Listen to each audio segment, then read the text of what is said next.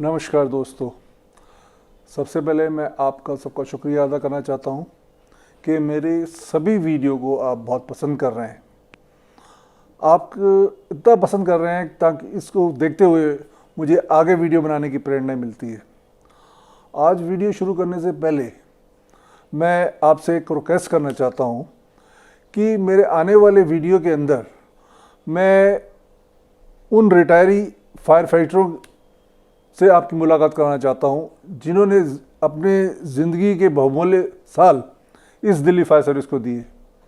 चाहे वो किसी पोस्ट पे थे, फायरमैन थे, लीडिंग फायरमैन थे, सब ऑफिसर थे, स्टेशन ऑफिसर थे या उनसे ऊपर थे, वो रिटायरी पर्सन्स जिन्होंने दिल्ली फायर सर्विस के लिए बहुत अच्छा काम किया, अच्छे फायर फाइटर रहे, मैं आपकी मुलाकात उनसे कराता हूँ, क्योंकि उनके बिना हमारा ये history of Delhi fire service बनाना कोई फ़ायदा नहीं अगर हम उनको बीच में शामिल नहीं करेंगे।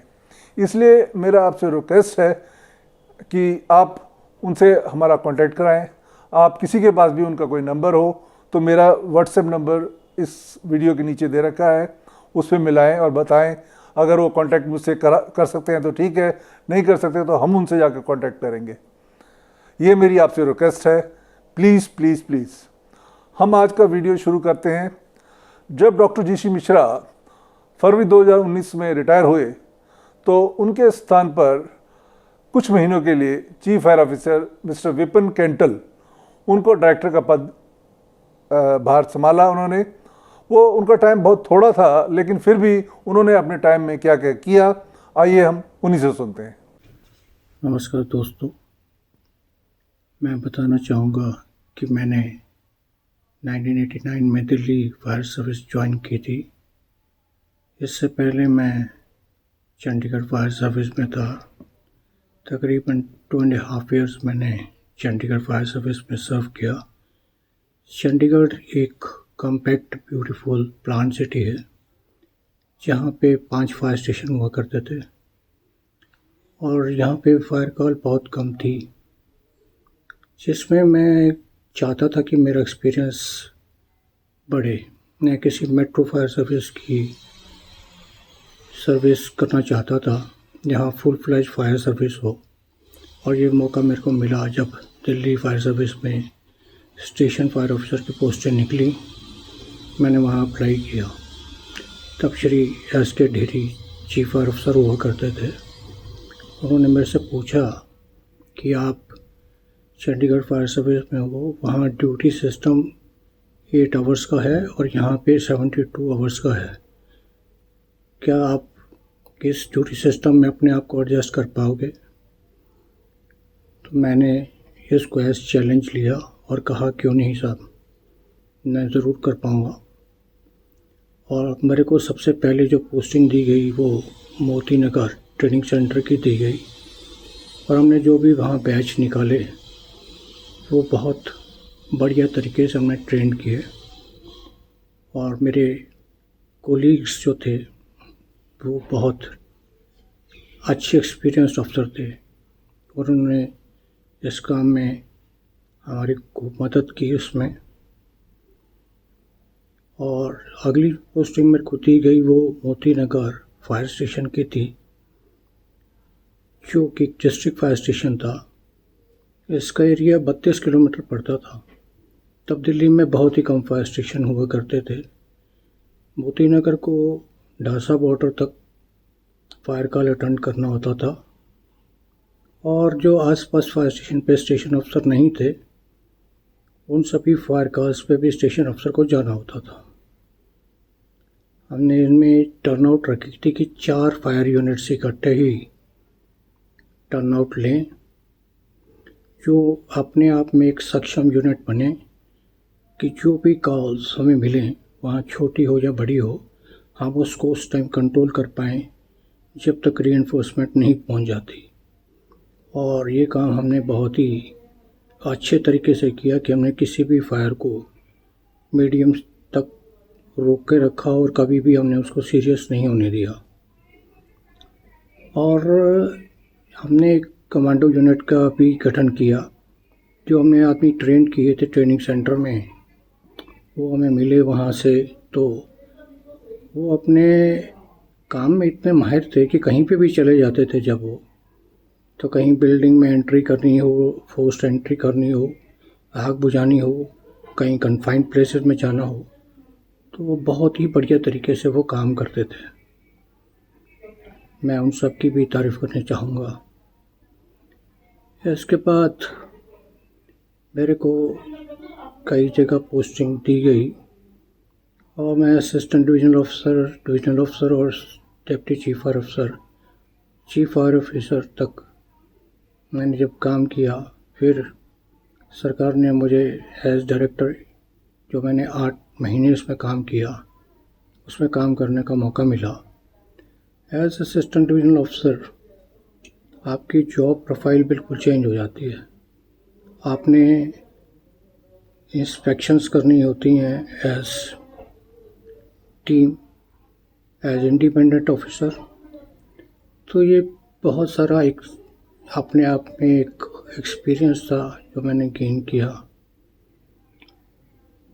और एज डिविजनल ऑफिसर आपको इंडिपेंडेंट इंस्पेक्शन भी करनी होती हैं और अपने असिस्टेंट डिविजनल ऑफिसर के साथ भी इंस्पेक्शन करनी होती है, जो कि multi storey buildings, hospital buildings, malls, ये सब बिल्डिंग्स उसमें आती हैं।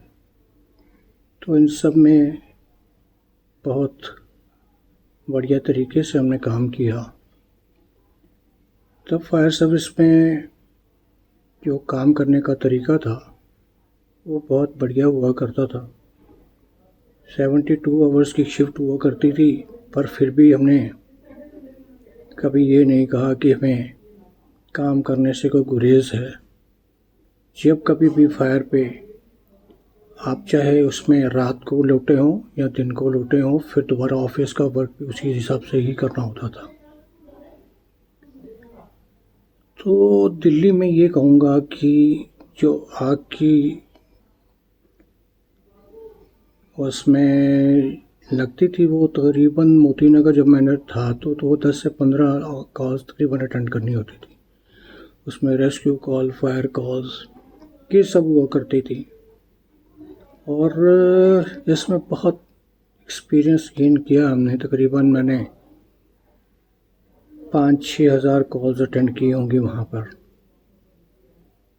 इसके साथ साथ मैं को जब डिविजनल ऑफिसर का काम दिया गया, तो डिविजनल ऑफिसर में भी मेरा यही था कि हम अपने कोलीग्स को साथ लेके चलें जो असिस्टेंट डिविजनल ऑफिसर थे, ताकि उनको भी सीखने का मौका मिले। और एज डायरेक्टर जब मेरे को चार्ज दिया गया, तो हम जो भी कंबाइंड मीटिंग्स होती थी उसमें जो भी पॉलिसीज़ होती थी वो हम डिस्कस करते थे। और जो हमें उसमें पॉलिसी में अच्छा लगता था कि ये एज़ पर लॉ हम इसमें खरे उतरेंगे, तो उस पॉलिसी को हम अपनाते थे। तो फायर सर्विस जो है ये एज टीम काम करती है। कभी भी आप इंडिविजुअली अपने जो डिसीजंस हैं किसी के ऊपर थोप नहीं सकते। तो आपको एज टीम सबको लेके चलना होता, ताकि आप जो भी करें सर्विस की बेहतरी के लिए करें। और ये हमने किया। एज डायरेक्टर मैंने जो भी काम किए, हालांकि मेरा ये समय बहुत कम था, फिर भी हमने गवर्नमेंट से 500 जो फायर ऑपरेटर की पोस्ट थी वो टेम्पररी थी, उस समय भर्ती में भी समय लग सकता था, तो हमने इसमें गवर्नमेंट से उनकी अप्रूवल ली और वो आज भी काम कर रहे हैं। और बहुत बढ़िया वो फायर सर्विस को रीइंफोर्समेंट मिली है। 66 गाड़ियाँ हमने ली थी जो सुप्रीम कोर्ट से हमने अप्रूव करवाई, ताकि उनके रजिस्ट्रेशन वगैरह हो सके। इसके साथ साथ जो फायर सर्विस में एंट्री थी वो डिविजनल ऑफिसर यूपीएससी के थ्रू होती थी। तो हमने ये कोशिश की कि उसमें असिस्टेंट डिविजनल ऑफिसर रैंक, जो कि दिल्ली फायर सर्विस का एसीपी रैंक के बराबर है दिल्ली पुलिस के, उसमें एंट्री लेवल किया जाए ताकि हमें यंग ऑफिसर मिलें। ये कुछ काम मैंने अपने टेन्योर के दौरान किए और मेरे को उम्मीद है कि मेरे स्टाफ को इन सब से बहुत आगे तक फ़ायदा मिलेगा। धन्यवाद।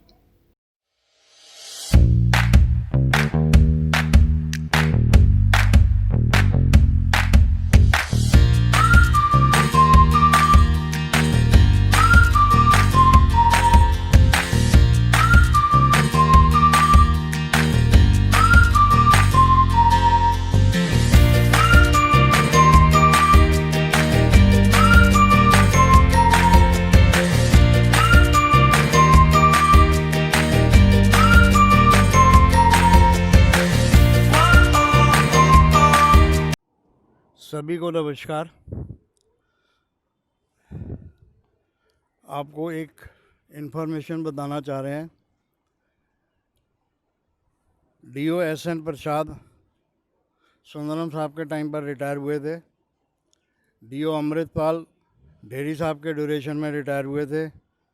Do RG. माथुर 95 में उनकी डेथ हो गई थी।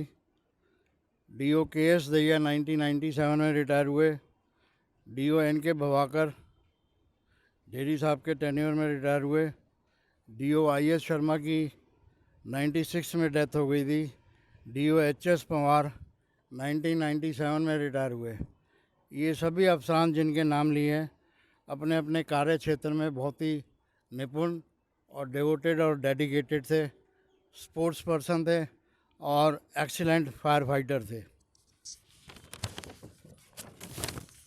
इसके साथ ही मुझे ये बताते हुए खुशी हो रही है कि former fire adviser Om Prakash Bhagat व present fire adviser D K. Shammi sahab are the products of Delhi fire service. STO Shri Than Singh ने एसटीओ ज्वाइन की थी दिल्ली फायर सर्विस और एलिवेट हुए डीसीएफओ तक, और उसके पश्चात उन्होंने सर्विस छोड़ दी और वो ऑस्ट्रेलिया चले गए और फायर कंसल्टेंसी कर रहे हैं। हमें इन तीनों अफसर्स को दिल्ली फायर सर्विस पे गर्व है। धन्यवाद। अभी आप मिस्टर भटनागर को सुन रहे थे, उन्होंने रिटायरी अफसर्स के बारे में बताया। उनमें एक डीओ हरिकिशन भी थे, वो ड्यूटी टाइम में एक्सपायर हो गए थे। हमारे अगले वीडियो में हम आपकी मुलाकात जो प्रेजेंट डायरेक्टर अतुल गर्ग से कराएंगे। इससे पहले मैं आपसे फिर रिक्वेस्ट करता हूं कि आप उन रिटायरीज के नंबर जो अच्छे फायर फाइटर्स थे ज़रूर हमसे शेयर करिएगा। तब तक के लिए मैं हरिंदरजीत सिंह, मेरे साथी अनिल भटनागर आपसे इजाज़त चाहते हैं। जय हिंद।